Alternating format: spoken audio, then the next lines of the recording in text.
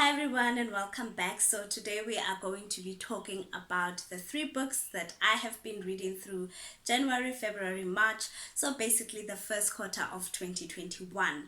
What I tend to do is to go back to the books I have, especially the books that I consider to contain basics, so that I can remind myself and re-energize myself to be able to fulfill the goals that I have for myself for the year. I do believe in buying books continuously to improve yourself, but I also do believe that there are specific gems that we can read over and over again, and the message doesn't really get lost. So, the first book I want to share with you is called The Element by Ken Robinson. As you can tell, I've had this book for quite a while. So, this book really talks about finding your passion and how sometimes people are thought to be lazy, demotivated, and just not performing only to find out that they are not within the correct environment. They are not surrounded by people who support the passion they have, and therefore they become demotivated and sometimes are seen as unproductive in society. So, what I do learn from this book is to continuously remind myself what my passion is and to actively find places where my passion can thrive and to surround myself with people who are of the same mindset and who are supportive of my passions. The second book that I want to share with you is Talent is Never Enough by John Maxwell. So here is the book. What I really love about this book is that it really picks up from where the previous book left off.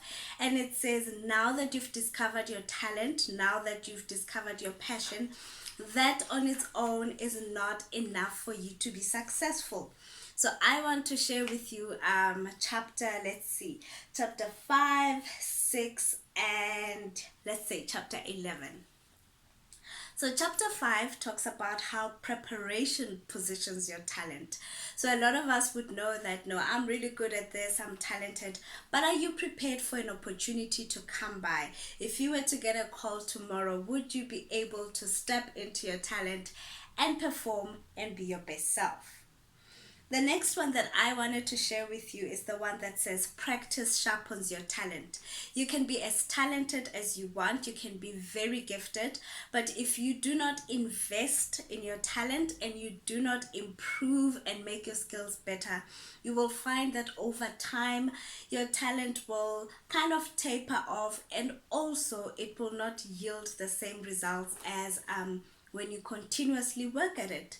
The truth is also, which is related to teachability, is that you need to realize that although you have a certain talent, there may be things that are able to help you along the way. So you may need to develop certain skills to support your talent, or you may need to learn from other people how to better express the same talent that you have. So I really like that one. And the last one is that relationships influence your talent. So we need to be very careful of the people that we surround ourselves with. We need to be careful of the environment that we are in, because if the environment does not nurture your talent, you will find your talent to slowly taper off and be unproductive. So these two books are quite similar and they work well together. The last book that I want to share with is that once you've got your talent and you're in the workplace, nice girls don't get the corner offers. Now, this book is not as rough as it sounds. I will admit that it's quite an old book, and some of the examples or maybe the advice may be a bit old fashioned. But the gist of the book is to say that, especially if you're a woman, that there are traits that we may have that might be hindering us to be a bit more successful. So, an example would be we tend to be more soft spoken, we tend to avoid conflict where it is actually necessary, and sometimes to ask for permission too much. So, this book, and I mean, that does not apply to all women, I accept this, but this book really guides you and just highlights things that you could be doing subconsciously that may be affecting your productivity or that may be affecting your positioning in the workplace. Some people do enjoy to be in certain positions, they're not aiming for the corner office, but these are the books that I go to just for the basics of finding my passion, supporting my passion, and then how to create an environment that allows my passion to grow in the workplace. I hope you enjoyed this video and the books that I shared with you. If you have read any of the books, please let me know how you felt about them. If you also want to share the books that you've read, you're more than welcome to do so.